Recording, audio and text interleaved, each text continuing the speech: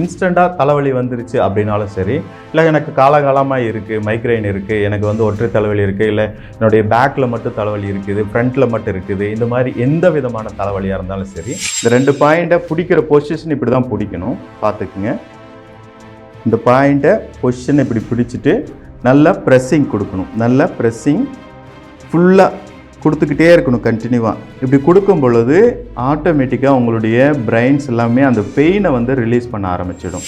So எவ்வளவு தலைவலியாக இருந்தாலும் சரி, எவ்வளோ பெரிய பிரச்சனையாக இருந்தாலும் சரி, அடுத்த 5 செகண்டில் உடனே ரிலீஸ் பண்ணிடும்.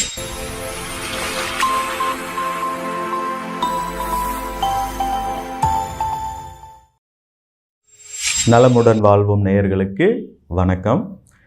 இன்றைக்கி ஒரு புது விதத்தை நம்ம பார்க்க போகிறோம். அதாவது எல்லாரும் ஃபஸ்ட்டு கோபப்படக்கூடிய ஒரு சூழ்நிலையை உண்டாக்குறது அப்படின்னு பார்த்தீங்கன்னா, அது தவிர்க்க முடியாத ஒரு தலைவலி அப்படின்னு தான் நமக்கு எல்லாருக்கும் தெரிஞ்சிருக்கும். தலைவலி வர்றதுக்கான காரணங்கள் அப்படின்னு நீங்கள் ஆய்ந்து பார்த்தீங்கன்னா, கிட்டத்தட்ட மருத்துவ உலகம் என்ன சொல்லுதுன்னு பார்த்தீங்கன்னா, ஒரு 200 வகையான காரணங்கள் இருக்குது. ஒரு தலைவலி உருவாவதற்கு 200 வகையான காரணங்கள் இருக்குது. இதனால தான் இந்த தலைவலி அப்படின்றத யாரையுமே உடனே நம்ம கண்டுபிடிக்க முடியாது.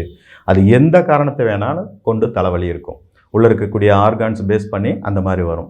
ஸோ அந்த மாதிரி இன்ஸ்டண்ட்டாக தலைவலி வந்துருச்சு அப்படின்னாலும் சரி, இல்லை எனக்கு காலகாலமாக இருக்குது, மைக்ரைன் இருக்குது, எனக்கு ஒற்றை தலைவலி இருக்குது, இல்லை என்னுடைய பேக்கில் மட்டும் தலைவலி இருக்குது, ஃப்ரண்ட்டில் மட்டும் இருக்குது, இந்த மாதிரி எந்த விதமான தலைவலியாக இருந்தாலும் சரி, அது எப்படி உடனடியாக நம்ம அதிலேருந்து விடுதலை பெறுறது, அந்த இதுலேருந்து எப்படி நம்ம குணப்படுத்த போகிறோம் அப்படின்றதுக்காக நம்ம நிறைய மருந்துகளை எடுப்போம், நிறைய விஷயங்களை ட்ரை பண்ணிக்கிட்டே இருப்போம்.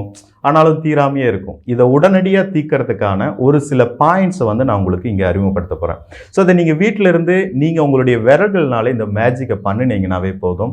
நிச்சயமாக அந்த தலைவலியிலிருந்து நீங்கள் முழுவதுமாக குணப்படைய முடியும். ஸோ நீங்கள் பாருங்கள் தெளிவாக. தேங்க்யூ. ஓகே, இப்போ நம்ம அந்த பாயிண்ட்ஸை பார்த்து எப்படி குணப்படுத்த போகிறோம் அப்படின்னு பார்க்க போகிறோம். ஸோ முதலாவது நம்ம பார்க்க வேண்டியது, எல்லாருக்குமே நம்ம பார்க்கலாம், தலையோடைய பேக் சைடில் நம்ம பார்க்கும்போது இந்த காது மடல் இருக்கு இல்லைங்களா, இந்த காது மடலுடைய பின்பகுதியில் இப்படி பார்க்குறோம்.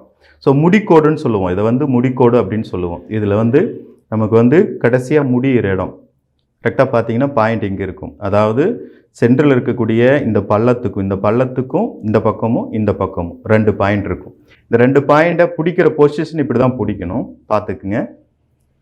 இந்த பாயிண்ட்டை பொசிஷனை இப்படி பிடிச்சிட்டு நல்லா ப்ரெஸ்ஸிங் கொடுக்கணும். நல்லா ப்ரெஸ்ஸிங் ஃபுல்லாக கொடுத்துக்கிட்டே இருக்கணும் கண்டினியூவாக. இப்படி கொடுக்கும் பொழுது ஆட்டோமேட்டிக்காக உங்களுடைய பிரெயின்ஸ் எல்லாமே அந்த பெயினை ரிலீஸ் பண்ண ஆரம்பிச்சிடும். ஸோ எவ்வளவு தலைவலியாக இருந்தாலும் சரி, எவ்வளோ பெரிய பிரச்சனையாக இருந்தாலும் சரி, அடுத்த 5 செகண்டில் உடனே ரிலீஸ் பண்ணிடும். ஸோ இந்த பாயிண்ட் யூஸ் பண்ணினதுக்கப்புறம் அடுத்ததாக பார்த்தீங்கன்னா, உங்களுடைய நெற்றியிலிருந்து மூக்கோட பகுதியிலேருந்து நேராக இப்படி ஒரு கோடும், காதோடைய பகுதியிலேருந்து இப்படி ஒரு கோடு போட்டிங்கன்னா இங்கே ஒரு பாயிண்ட் இருக்கும். ஸோ இந்த பாயிண்டில் ஒரு 21 முறை ப்ரெஸ் பண்ணி விட்டிங்கன்னா போதும்.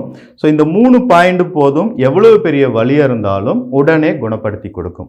ஸோ நீங்கள் வீட்டில் ட்ரை பண்ணுங்கள், உங்கள் குழந்தைகளுக்கு ட்ரை பண்ணுங்கள், உங்கள் வீட்டில் இருக்கிற ஒவ்வொருக்கும் நீங்கள் ட்ரை பண்ணிங்கன்னா உடனே அவங்க குணமாவாங்க. அவங்களுக்கு இருக்கக்கூடிய அந்த டென்ஷன் உடனே குறையும். ஸோ பீஸ்ஃபுல்லான ஒரு லைஃப் கிடைக்கும். தேங்க்யூ.